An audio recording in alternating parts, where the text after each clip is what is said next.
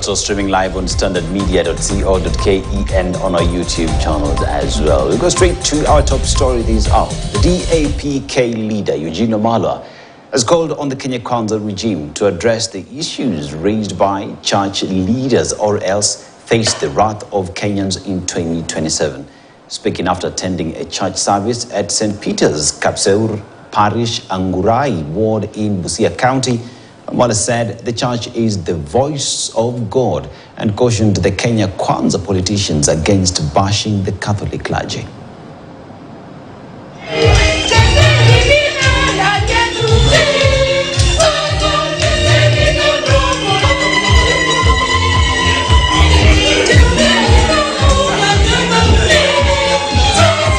Ile maaskofu wamekwambia na jana tumeona umeanza kushuka.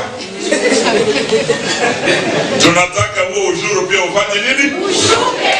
Tunataka ufisadi pia ufanye nini? Uishe. Tunataka wizi ya mali ya umma ufanye nini? Ushuke. Tunataka mambo ya SHA na SHI afanye nini? Ushuke.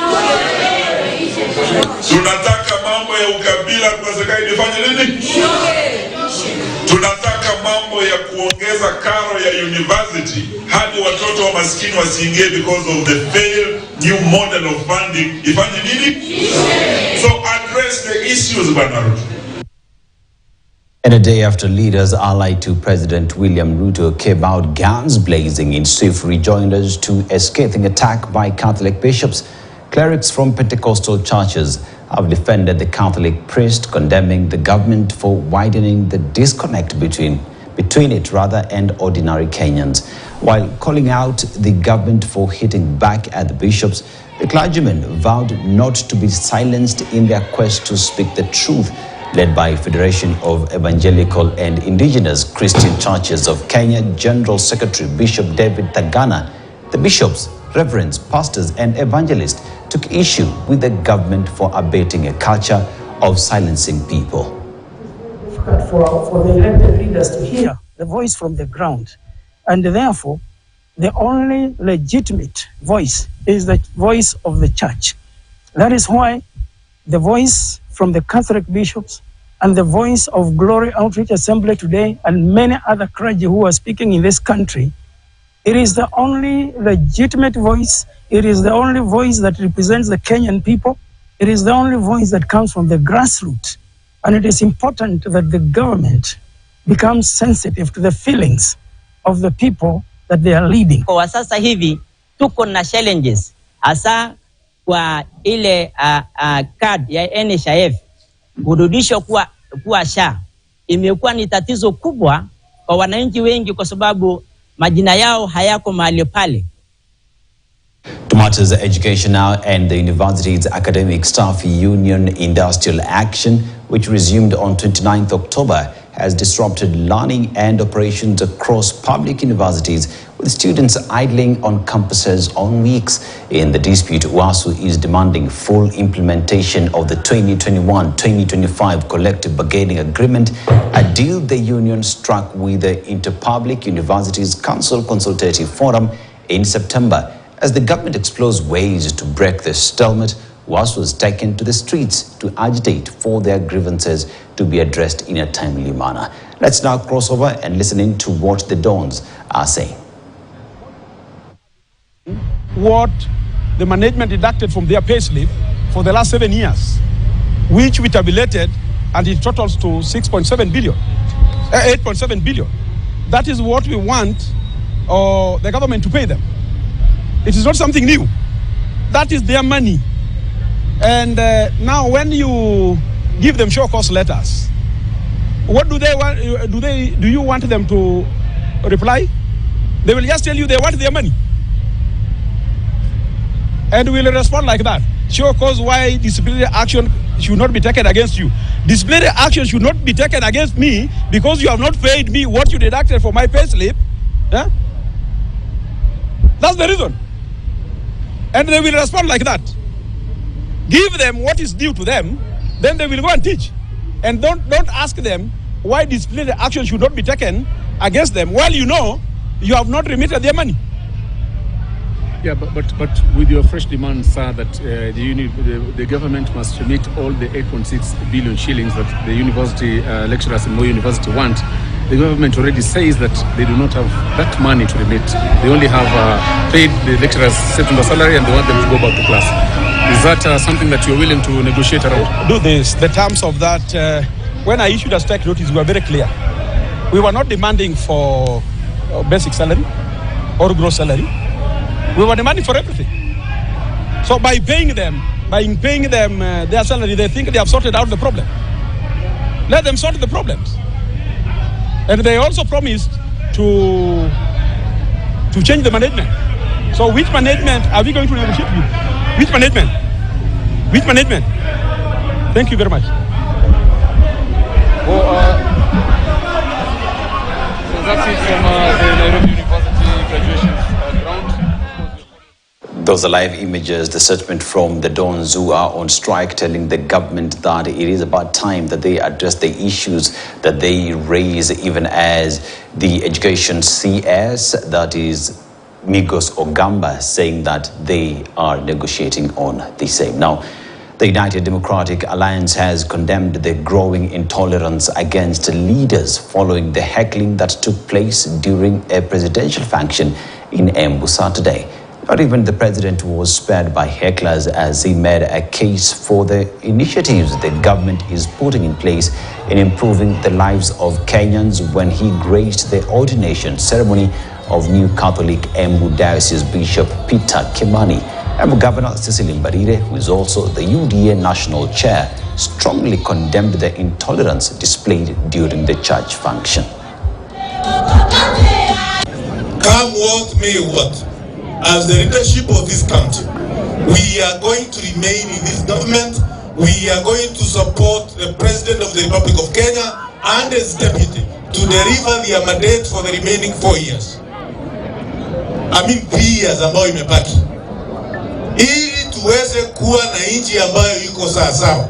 Jameni, na muomba mgusu na ule Mungu, Rais wetu William Ruto na Profesa Abraham Kindiki Kithure, tuunganishe pamoja na sisi Mbarire Embu County. Sasa mimi nataka kuomba watu wa Embu tushikane, na hata kama kuna mahali serikali imekosea tutawakosoa na tutawaambia ni shida. Kama ni shida yake iko wapi? William Ruto hana sababu isipokuwa kutolea kisigino Kindiki, alafu uko mbele baada ya Kindiki na sisi pia tunajipanga na wengine. Lakini ni mipango yenu. Shikilieni, msibanduke. Hamwezi mkapata fursa ya Mungu kama hiyo. Naro County Governor Patrick Ntutu has pledged to clear 200 million shillings in pending bills before Christmas. Speaking during the opening of the Link Road in Ikineji, Narok West Sub-County, Governor Ntutu emphasized his administration's dedication to settling the outstanding debt to ensure smooth operations and timely completion of county projects. He highlighted that clearing the bills would not only boost the confidence of contractors, but also ensure that projects are completed without unnecessary delays. He further called on all contractors, whether engaged by the previous administration or the current one, who have completed their projects and are awaiting payment, to submit their claims to facilitate timely processing. Ni mzuri mtu akipewa kazi amalisha kazi yake ili aweze tufungue na tupea wananchi. Nimekuta hii county tukiwa na 1.5 billion shilling. Saa hizi nimelipa, imebaki shilingi milioni 200, na Jumanne ndalipa hiyo shilingi 200, milioni 200. Alafu nikishalipa hiyo 200, mimi kama gavana wa Naro ndakuwa gavana wa kwanza kuhakikisha ya kwamba hakuna pending bills kwa kaunti yangu. Na kama unajua, kama wewe ni contractor na unajua kuna pesa ambayo atibado kaunti haijakulipa na umemaliza kazi tangu tunaye ingine na mimi, wewe kuja utuone, kwa sababu tunataka kuclear pending bill. Tunataka kwenda Christmas kama hatuna pending bill. Kamba community in Taita Taveta County, together with other communities from coast counties, celebrated the Kamba Cultural Festival held at Kamtongo in Mwatate, where leaders called for unity among the communities. This comes up after A section of Taita and Taveta elders were against the festivals, as Hezron Kimari now reports from Kamtonga. Well, a section of Kamba community from coast counties converge here in Taita Taveta County at Kamtonga village in Mwatate sub-county to celebrate their culture and tradition here in Taita Taveta County, where most of the leaders actually called for unity among the communities living in this county and also in Kenya, and these are some of their sentiments. Mimi nimekuja hapa Kamtonga mara ngapi kuzika Wakamba? Hapa ndo nyumbani. Kule Kwale wale wako Kwale ndo nyumbani. Na in this country unaweza kuishi mahali popote pale. Tunaelewana? Kenya ni yetu sote. Watu wanatuma watu kwa vyombo vya habari waongee hati watu wasiende, mara siku kunafanywa nini, tuseme ni makosa si makosa. Tupende watu wakati wa kura na tuwapende hata wakati wana sherehe zao. Mimi kama kiongozi nimekuja hapa kitambua kwamba kila jamii ina ruhusa ya kufanya sherehe ya kusherekea tamaduni zao. Kwa hivyo lazima tudumishe mila na ni lazima watoto wetu tuwafunze mila na desturi, ama namna gani? Na mtoto ambaye amezaliwa Kamtonga, mtoto amezaliwa Njukini, labda ni Mkamba, ametoka Kitui, atangojea mpaka ende Kitui ili asherekee mila na desturi? Ataisherekea hapa, ama namna gani?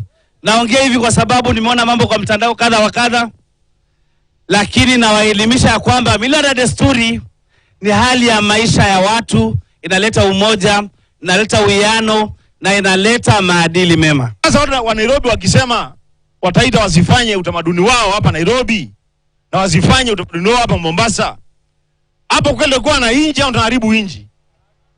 Si ni kuharibu, tunaharibu.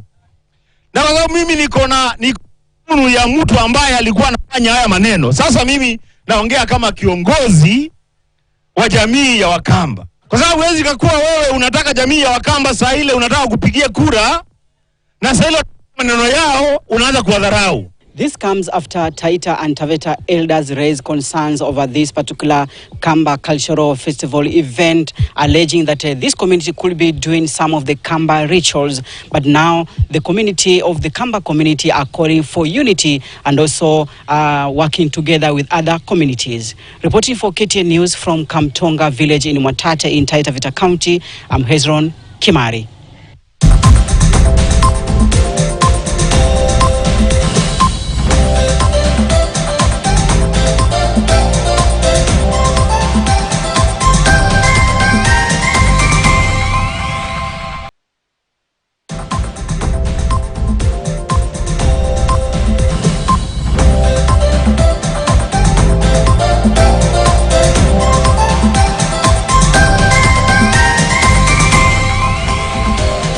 Thank you for watching News Desk and welcome back.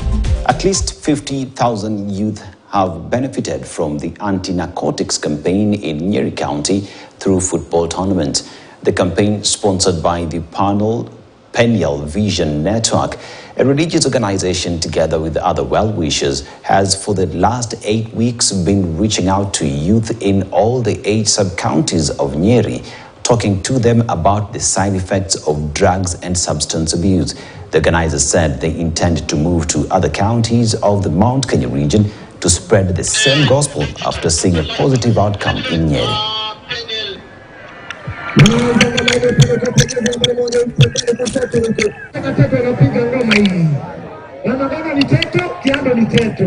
The aim of the tournament when we were starting, we aimed to reach out to 40,000 youths with a message to campaign against drug and substance abuse, to support our young people against the social vices, and to make the church more closer to the young people. And today, I'm so happy to know that we have even surpassed the outreach that we have achieved so far. We are clocking the 50,000 mark against the target of 40,000 youths. This is amazing because the message against using drugs, against using illicit brews, alcohol, we have made it reach the youth in the field. we can encourage our young people, the ladies and the girl child, to come out and showcase their talents. And I know with this, we will ensure that we take advantage of the energy that we have among the youths and make use of it to the transformation of our community. Still in Naro County, and the National Transport and Safety Authority, NTSA, has partnered with boda riders in Naro County to commemorate the World Road Crash Victims Day. The Central Kenya NTSA officials said there was a need for a countrywide sensitization campaign, considering an increase in the number of accidents recorded this year. Already more than 4,000 people have died as a result of road crash this year, a number they say is the highest ever in the recent past. By the way, from the first quarter, we have lost, in Mombasa, we lost around 28 people in Mombasa County. And then in the whole country, we have lost around 4,047 lives. Last year, we lost around 4,300. And we see that the number is getting higher today toward the end of this year. So that's why we are here today to see whether we can get proper interventions that can help us take these figures down. Ukitembea Mombasa mzima utaona kuwa kuna zile tunaita pedestrian walkway. Tumezijenga kila kona ya Mombasa, na sasa hivi yule anayetembea na mguu ako na nafasi nzuri zaidi na salama ya kuweza kutembea pasipo na usumbufu na watu wa magari. As an initiative, we are working with the county government of Mombasa in rolling out a mass media campaign that will majorly focus on creating awareness on speeding and the dangers of speeding. And so that one will be rolling out in this festive season from the month of December. And we are calling all stakeholders to come together as we rally around all the public and everyone to understand that speeding is a major cause of death on our roads. And it's important that we actually follow the set regulations and rules. Tunaimisha wananchi sana sana wale wa kutembea kwa barabara, wao wanatembea katika pedestrian areas, mahali kando na barabara, na sana sana tunataka ikiwezekana mtu anatembea at least akiangalia magari ikikuja. Mara nyingi utapata magari ukipitana unakuta inapita na mtu harafu, tunapoteza watu. The sensitization on road and traffic rules is ongoing across the country, including Mombasa, Nyeri, even here in Nairobi. Now, the tourism sector in Diani has received a major boost following the launch of over 188 modern rooms at Babi Beach Resort. Speaking during the ceremony to mark 50th anniversary of the beach resort, General Manager Jeff Mukolwe said the refurbishment was meant to elevate the resort's offering to enhance guest experience with modern elegance and coastal charm. The refurbishment, which took 6 months to complete, has costed $6 million and created over 500 jobs in the local community within the 6-month period. Vibrant hub for families and maintaining a balance between tradition, service and sustainability. We have received numerous local and international recognitions and won several awards over the past 5 decades. A lot of people are asking us, how is tourism doing? Tourism is doing extremely well. But we can only do well if we also have the rooms. Right now, Your Excellency, I'd like to tell you that we are falling short of rooms. We don't have enough rooms. Looking at this beach in front of us, it's our wish to see more other resorts opening up so that we have beehive of activities, which means our young men and women will all be employed. The government will continue improving destination quality by making it investor friendly, creating new tourism circuits and providing more beach access roads coupled with street lights and public toilets. We have been steadfast in marketing and promoting the destination as a prime tourist destination through participation in local and international expos and exhibitions. Kenyans are submitting their views by participating in public hearings on 2 crucial tax bills proposed by the National Treasury. The main focus is on the Tax Laws Amendment Bill 2024 that seeks to raise over 178 billion shillings in additional revenue.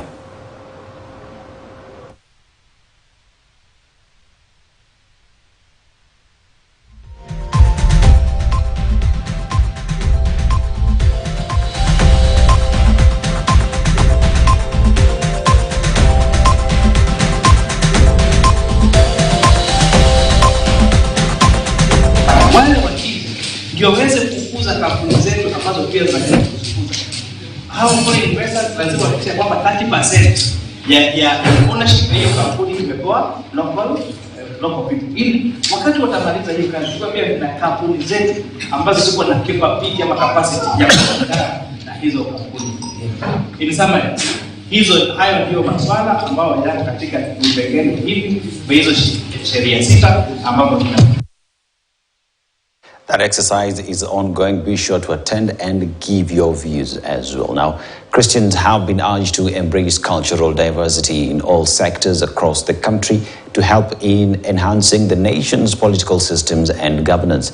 Speaking at SEK St. Matthew's Church during the annual Cultural Sunday event, the provost of the church, Canon Reverend Bernard Kosgei, said all Kenyans and decision makers in higher position should embrace cultural diversity in order for harmony to prevail and maintain a peaceful environment that will create a balanced ecosystem that works on the promotion of key values for development for all citizens.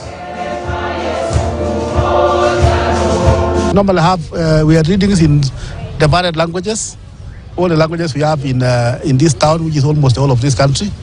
And therefore, in first reading, we have another language. In second reading, we have another language. Even the songs come from other languages.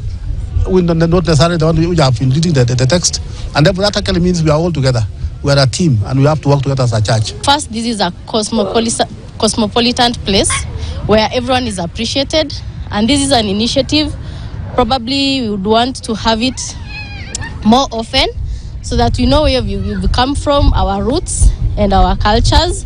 Leo tumeamua kwamba katika kanisa ile tujumuike pamoja kwa ajili ya utamaduni zetu, kwa sababu hiyo ndio nguzo zaidi yenye tumeonelea kama jamii. It will always help us if we do it together in harmony, because it will bring peace and understanding. It will bring love between all cultural diversities, that we may all live together in one body, just as Christ is in one but in three.